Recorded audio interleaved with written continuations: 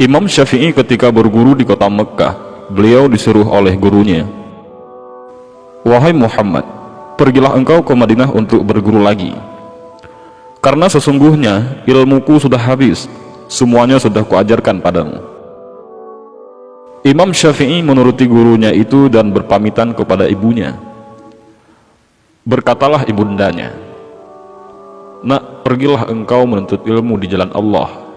Kita ketemunya nanti di akhirat." Maka Imam Syafi'i pun berangkat ke Madinah mencari guru untuk belajar. Saat itu usianya masih sangat muda. Di Madinah, beliau berguru kepada Imam Malik.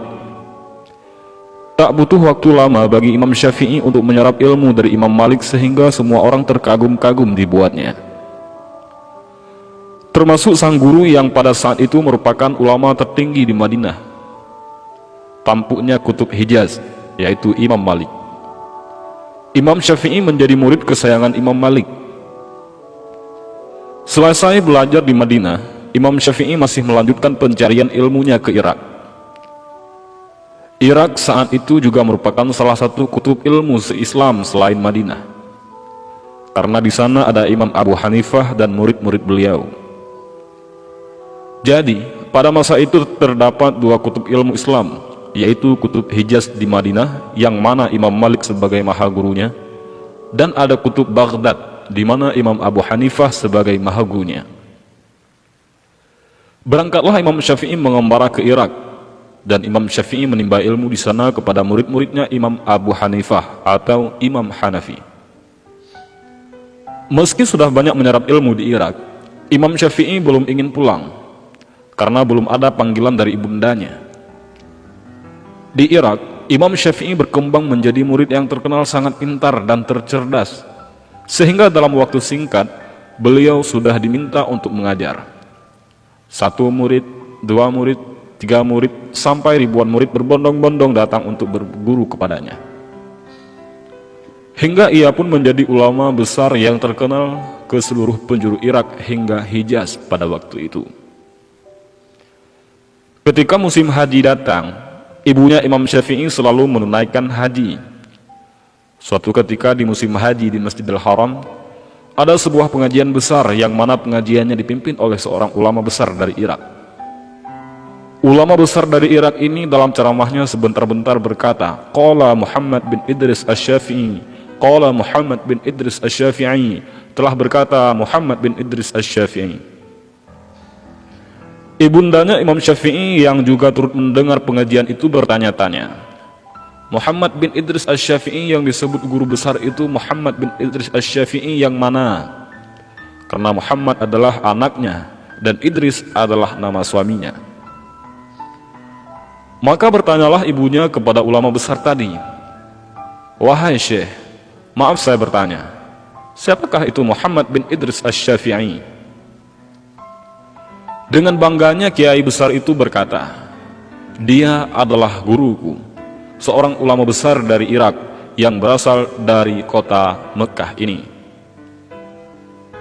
Mendengar jawaban itu, ibunda Imam Syafi'i terkejut, karena setahu beliau tak ada nama Muhammad bin Idris Asy-Syafi'i yang berasal dari Mekkah ini selain dari anaknya. Maka ibundanya Imam Syafi'i berkata, "Ketahuilah wahai Syekh, sesungguhnya Muhammad bin Idris Asy-Syafi'i itu adalah anakku." Mendengar jawaban itu, kiai besar itu pun terkejut. "Benarkah itu wahai ibu?" Ibunya Imam Syafi'i masih ada. "Benar wahai Syekh, Muhammad bin Idris Asy-Syafi'i itu adalah anakku." Maka beliau pun hormat kepada ibu Imam Asy-Syafi'i tersebut. Setelah bercerita banyak, Syekh dari Irak tadi pun bertanya, "Lalu apa pesanmu buat Imam Syafi'i wahai ibu?" "Katakanlah kepada anakku, jika ia ingin pulang ke Mekah sekarang, dia boleh pulang." Setelah sampai ke Irak, maka pesan pun disampaikan kepada Imam Syafi'i, "Wahai Imam, ibumu berpesan, jika Imam ingin pulang ke Mekah sekarang Imam boleh pulang." Maka Imam Syafi'i pun bergegas ingin pulang. Sudah sangat rindu kepada ibunda tercintanya. Namun di sisi lain, masyarakat Irak begitu berat melepaskan sang imam.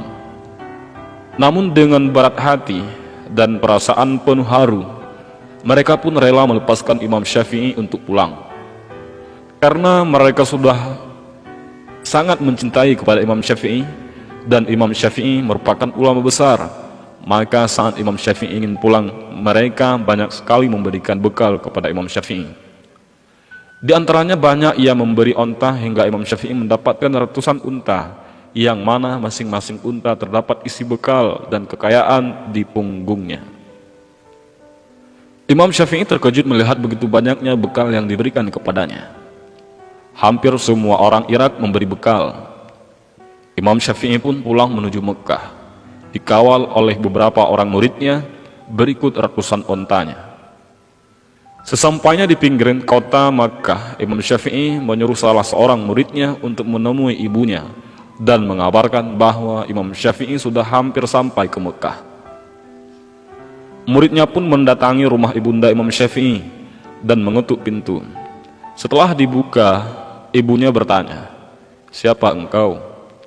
"Saya murid Imam Syafi'i," jawab murid Imam Syafi'i itu. "Ada apa?" tanya ibunya. "Imam Syafi'i sedang dalam perjalanan pulang ke sini, Bu, dan sekarang sudah berada di pinggiran kota Mekah," jawab muridnya lagi. "Apa saja yang dibawa Syafi'i?" tanya ibunya. Si murid tersebut dengan bangganya menjawab, "Imam Syafi'i datang dengan membawa ratusan unta dan harta." Berharap ibunya Imam Syafi'i menjadi senang dan saat mendengarnya. Bukannya senang, ibunya Imam Syafi'i malah marah. "Syafi'i membawa ratusan unta? Aku menyuruh berkelana bukan untuk mencari dunia. Katakan kepada Syafi'i bahwa dia tidak boleh pulang ke rumah," tegas ibunya sambil menutup pintu dengan marah. Dan murid Imam Syafi'i pun terkejut. Maka dengan perasaan yang serba salah, murid tersebut menyampaikan pesannya kepada Imam Syafi'i. Ketika mendengar pesan tersebut, Imam Syafi'i gemetaran ketakutan. Imam Syafi'i pun memerintahkan kepada muridnya untuk mengumpulkan warga miskin yang ada di kota Mekah. Lalu semua unta berikut hartanya diberikan kepada warga Mekah hingga tak tersisa. Yang tersisa hanya kitab saja. Maka si murid tadi pun disuruh kembali menemui sang ibu. Sesampainya di rumah, murid tadi menceritakan kepada sang ibu yang bahwa semua unta dan hartanya sudah dibagikan kepada warga Mekah, dan yang tersisa hanya kitab dan ilmunya saja. Maka Imam Syafi'i pun diperbolehkan pulang. Wallahu a'lam bishawab.